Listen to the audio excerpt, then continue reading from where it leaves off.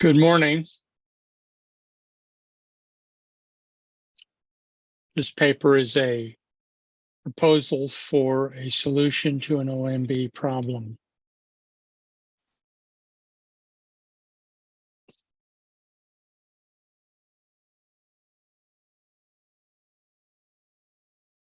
The problem comes to us from the Metropolitan and Micropolitan Statistical Area Standards Review Committee report to OMB August 2019. The committee recommended that the OMB launch a research effort into delineating territorially exhaustive areas because relative to the Metropolitan and Micropolitan Statistical Area Standards, of the 3,142 counties in the US, 1,180 are in 384 metropolitan statistical areas, and 660 counties are in 542 micropolitan statistical areas, leaving 1,302 counties outside that classification, either micropolitan or metropolitan, or 41%.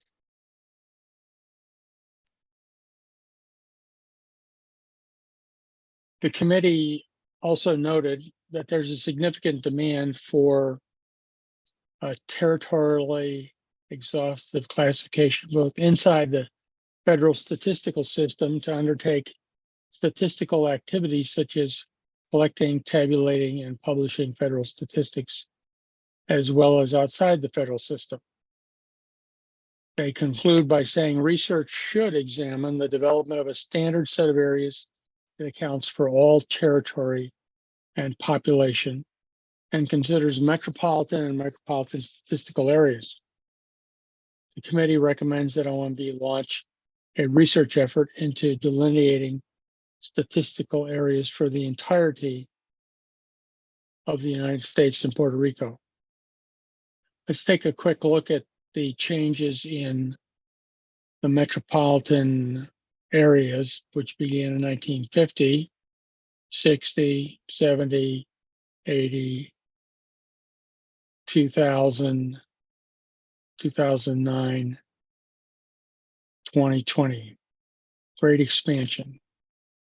Now let's look at the non-metropolitan county change. As of 2003, using the 2000 data, 65.3% of counties were non-metro. 2013, 62.9% were non-metro. And we're back again to 2020 data, which is determined in 2023 when the details are set. We've improved to only 41.4% of non-metro counties, still a significant number. So when it comes to classifications for systems which account for all territory and population, there are two: one, the states and Puerto Rico, and the second, counties and county equivalents. Could a set of states, sub-state districts, be the territorially exhaustive classification that's needed?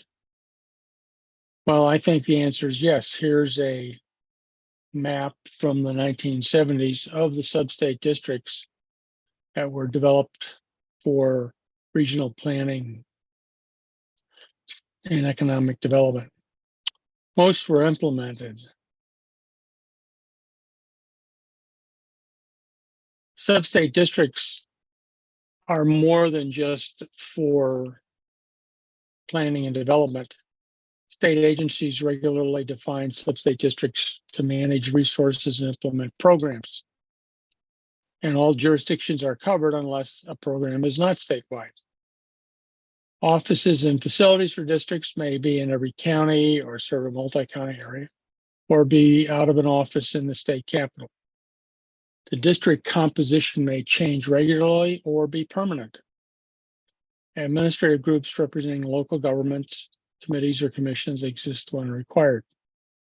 The use of sub-state districts for economic development was a recommended strategy of the Southern Growth Policies Board in the 70s. They were also studied by the Federal Advisory Commission on Intergovernmental Relations in the 70s. A state's planning and economic development districts could be useful. Most have a complete system. Names vary. Now, what would be the process? Each state would be asked to identify a single grouping of county equivalents, or municipalities as their set of standard sub-state districts for the new census single layer. It may use an existing functional set like planning and development, or departments such as transportation, health, etc. A new grouping or a modification of an existing grouping may be developed to enable greater coordination among state agencies.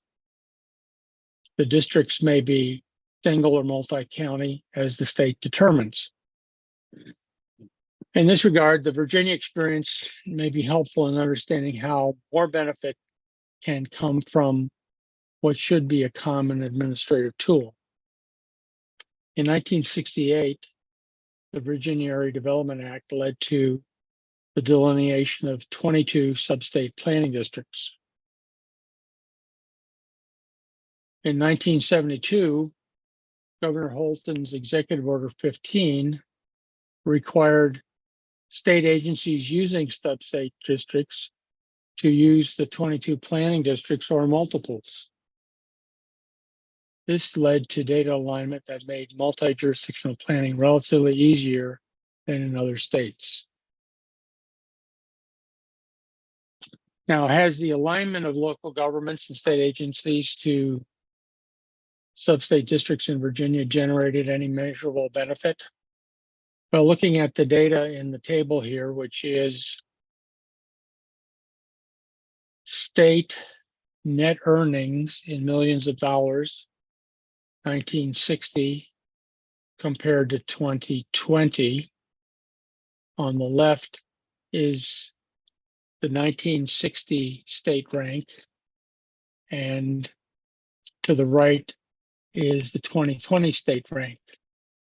The green represents states that advanced in the ranking, yellow states that didn't, and the orange states that dropped a bit. So Virginia went from rank 14 in 1960 to 11, a move of 3 states, 3 in the rank. And the Southern Growth Policy Board, which had advocated sub-state districts in the 70s, the majority of their members also moved up. So there is some advantage to it. Whether or not other states did the alignment thing that Virginia did is basically unknown because no one has studied it. So what does the Virginia experience offer? Well, it shows that the sub-state district is a basic public administration tool for state agencies. That alignment between the state agency districts using the 22 planning districts in place of the 350 to 400 state agency sub-state districts is an unrecognized factor in Virginia's success. The governor's leadership was vital. It had been a recommendation from the 1968 study, but it was up to the governor to implement it 4 years later. Agencies like their boundaries, but when everybody uses the building block, everybody wins a little bit. It is also beneficial for local government leaders, business people, educators, and citizens to meet on various issues within the same district. A number of opportunities also arise with the sub-district layer. The review committee wants all metropolitan and micropolitan areas to be reflected in the same system. There is one problem. The census geographic units use alphabetic order FIPS codes assigned for each type of geography. That was what 1960s computer software would do. That would be clumsy because sub-state districts are stable in our program, and the MSAs would continue to change. A way to get around that would be to use a geocode system that enables sub-state districts to add or subtract counties or districts within and across state boundaries to delineate MSAs. So you could have sub-state districts, add or subtract them to get an overlay of the current metropolitan statistical area or micropolitan, if it, however it shapes up. I have a prototype for such a system that's been published in Applied Geography as of 2013. That's a little too much for this presentation to add that. The geographic framework would be of benefit to any multi-jurisdictional group, private, for-profit, nonprofit, or recreational, with an opportunity to better use public data. State administrative data sets may fill gaps in census data. Sampling requirements for small population locality limits census data use for availability. Lack of data for non-metro areas is a concern of the review committee. So let's just take a quick look at the limitations of the alphabetic FIPS code. Here we have the states: Alabama, Alaska, Arizona, and Arkansas. And you can see that there's very little geographic relationship thanks to the alphabet. So let's take another look at a data presentation in the way that things are normally done. We have on the left, this is the state total income data in 20-year increments compared. On the left is the alphabetic sort, beginning with Alabama and ending with Wyoming. And on the right is the largest to smallest type of sort, on the factor. Here we get California at the top and Vermont at the bottom.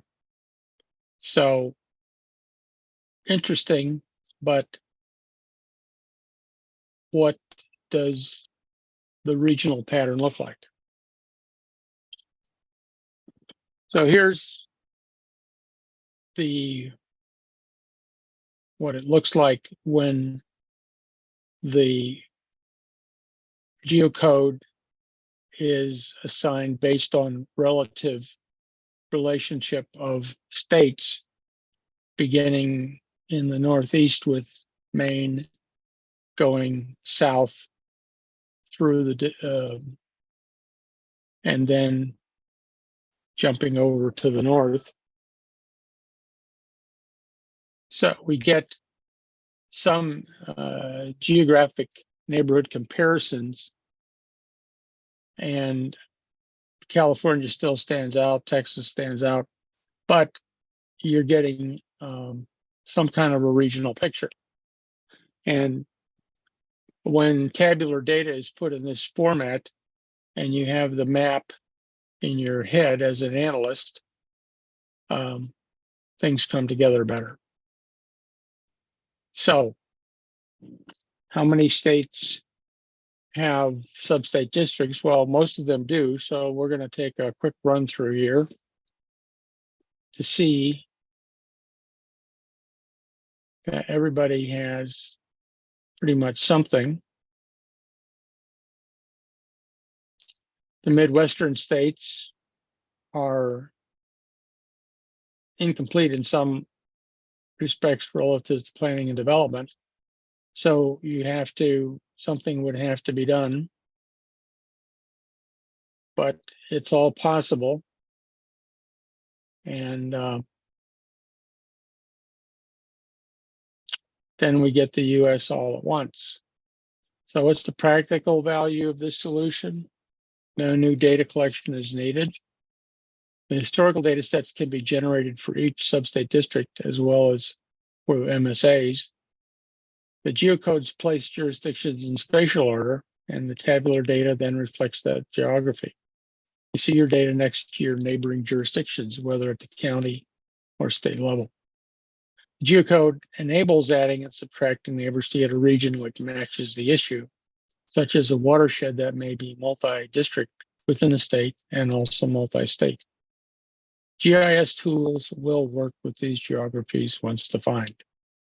So that's it. Now it's time for questions.